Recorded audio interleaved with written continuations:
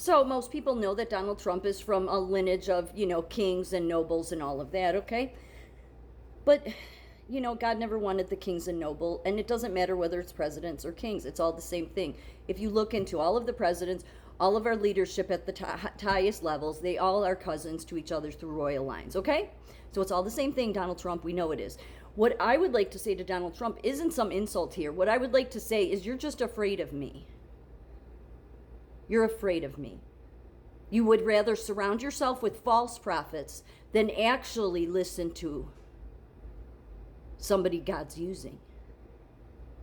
If God's using you, let's say, as the leader of the country, okay, then God has an expectation that you follow the prophets. Instead, you've surrounded yourself with false prophets and you run on your own will, or you run on the Zionist will, the Christian Zionist will, the Charlie Kirk will, the Christian nationalist will, everybody getting it wrong while you and them silence me.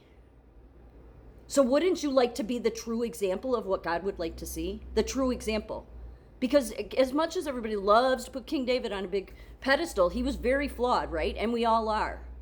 But every king has done the same thing. Oh, my lineage makes me special. My DNA makes me special. God doesn't care about any of that.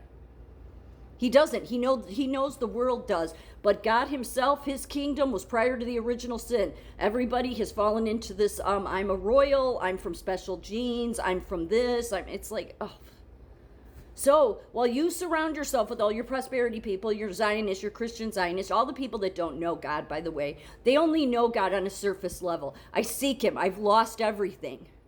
And I said to you on Truth Social, not that you would read it, of course, but I said to you, why God fast-tracked it to where they had to sacrifice Jesus. Why?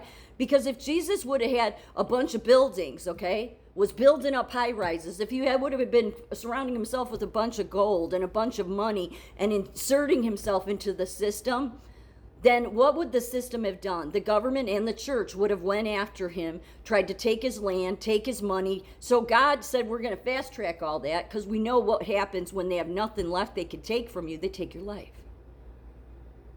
And since God was going to be the ultimate trump card, that's the way God wanted it. Because he knew the little people, the people that didn't have anything, were willing to lose all of it for God. Not the ones that stand there and say, my kingdom, look at what I've done with my kingdom of men. Men, God. While you listen to the neocons, while you listen to the Netanyahus, while you listen to the Christian nationalists, while you listen to the Charlie Kirks, while you listen to all these people, all because what? You did listen to Charlie Kirk, but there's a reason God didn't protect him, right? But everybody keeps putting him on a pedestal. And who's responsible for that? You. You put him on a pedestal all over because you thought it was the best way to bring Christianity back. Well, it's not the way God wanted it done because you all are control freaks.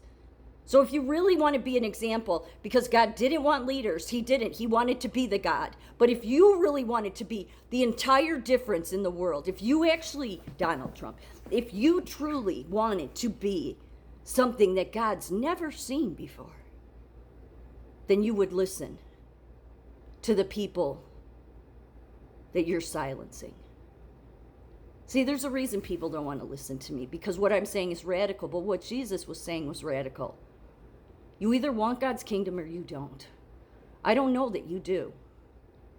I think you're afraid of it. I even have family that doesn't want to listen to me because it's like, no, I'm embedded into this world. So what does the world do? It's easier to just let's ignore this one. She's just a nobody. And if we just ignore her, then we can continue on our way pretending that it's okay with God that we ignore her, when really, if what she's saying is right, aren't we all damning ourselves?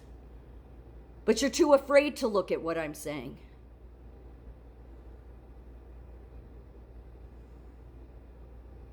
But maybe that's the very reason why God wants you to stop suppressing me and start